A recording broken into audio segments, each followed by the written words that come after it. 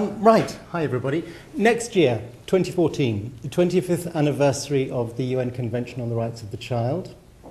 This, for those of you who don't know it, is the human rights legal instrument that's been most ratified globally. All but 2 member countries of the UN, of the United Nations, has signed and ratified the convention.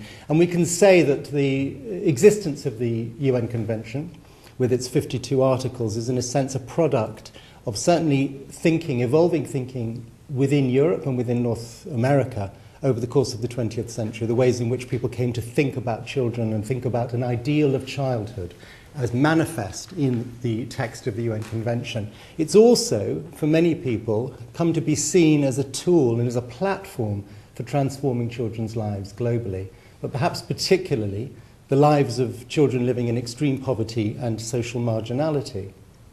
Now, my research as an anthropologist and somebody who works in international development is very much focused on the lives of children living in those situations, mostly in the global south. As many of you may know, 87% of the world's children live in what we call the global south or the developing world, not in Europe and North America.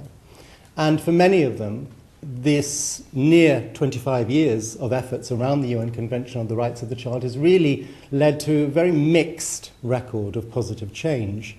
So we can see entrenched poverty, growing poverty in many countries. We can find, even in countries where there has been economic growth, increasing inequality between the rich and the poor, which has very particular consequences for children, social and health consequences as well, because of growing inequality, even for those who are better off, not just only those who are poor. We can also see, for many millions of children around the world, still a lack of access to basic services, or the services themselves are of very, very poor quality. We can also see, and this is my particular interest, how many children are still the target of political violence. My own research has been with Palestinian children who, I can say with confidence, have been very ill-served by the UN Convention on the Rights of the Child, who after 25 years nearly are still subject to direct attack on their physical and moral and social integrity. So my research is really to try and understand what's gone wrong and to suggest how we might actually either need to abandon the UN Convention and look at some other way of improving children's lives, or to reorient the work that's being done around the UN Convention.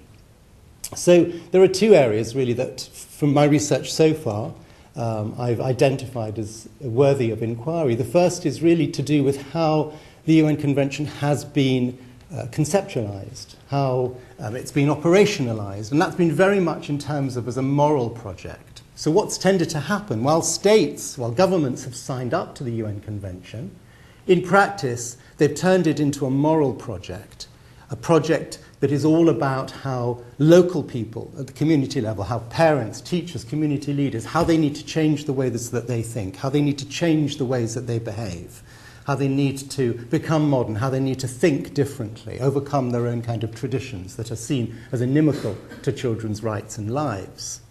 And what happened in the process is that governments have absolved themselves of their own responsibilities. They signed up to the UN Convention, and yet this notion of duty bearers gets displaced onto local people, onto parents. So it's about actually exploring that and looking at ways to construct a different kind of morality that implicates political and economic elites alongside local people. So there is work that's being done currently by Save the Children for the first time to make a connection between tax evasion and the realization of children's rights. This is something that's been completely new. It's unheard of in the field of children's rights. So that's one area that particularly interests me. And it's an important one because actually it's absolutely critical to the changes that we can see from history in terms of children's lives. If we look, for example, at child factory work, people nowadays tend to think back to our own history in Europe and North America of child factory work and believe that it changed because we started to think differently about children. We started to feel it was inappropriate for children to be working in factories. Whereas, in fact, if you look at the historical record, that was only part of the story. The other parts of the story was the unionization of labor, which meant that a single adult, typically male, could earn enough to support a family. It was also increased technology within those factories that no longer required lots of small hands. It needed somebody with a decent level of education to operate larger scale machinery. and a different kind of economics, a different kind of family structures, a mass rollout of education. These were aspects that, alongside a change in people's view of children, led to that change. So when we look at what's being done to try and end child factory work in countries such as Bangladesh or Pakistan, for example, we can't only focus on attitudinal change. We have to look at the economic and the political circumstances, and that's not been done, or very, very little. It's been seen as a cultural issue. These people don't understand that children shouldn't be working. That's one aspect. The other aspect is institutional change. There is no decent and strong enough institutional framework to call governments to account for their failures in respect of their obligations towards children and their rights.